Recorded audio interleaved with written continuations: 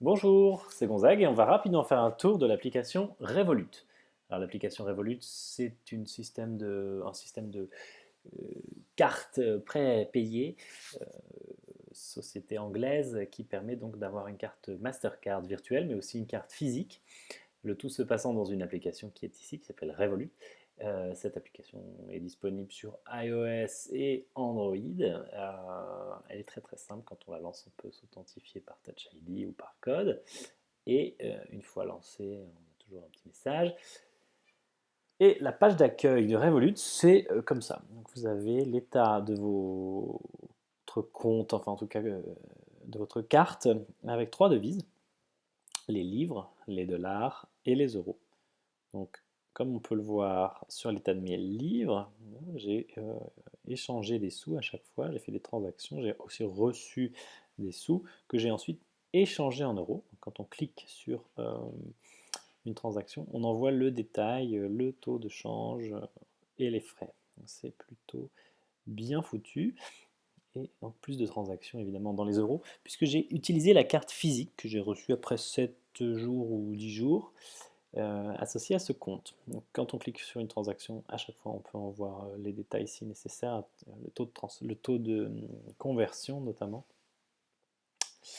et tout l'historique de ses dépenses. Voilà, j'ai envoyé des sous à Christophe qui m'a renvoyé des sous. J'ai envoyé des sous à Guillaume, je ne sais pas s'il me les a rendus. Voilà, on peut classer les activités de cette façon-ci, c'est-à-dire ça ce ne sont que des dépenses, des paiements, ça ce sont des échanges d'argent entre utilisateurs de Revolut. Là c'est quand on a rajouté de l'argent sur le compte, là quand on en retire, les retraits et les opérations d'échange.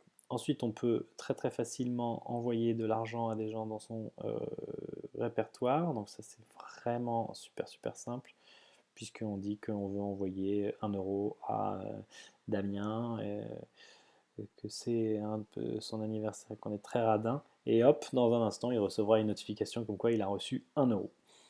Le support, eh bien, ici, permet de chatter avec eux en ligne quand ils sont dispo. Le profil, c'est le profil, et la carte, je ne peux pas vous montrer, puisque ça afficherait le numéro de ma carte, mais on voit la carte comme elle est physiquement, avec ses numéros, son numéro de CCV, et depuis l'onglet carte, on peut changer le code de sécurité de la carte. Alors l'intérêt de ça, c'est que vous pouvez mettre un truc un peu plus simple que ce qui vous a été fourni par défaut, et c'est très bien foutu. Dans Profil, on trouve diverses informations variées, comme notamment l'adresse physique, l'adresse email, le type de compte, etc. Voilà pour ce petit tour.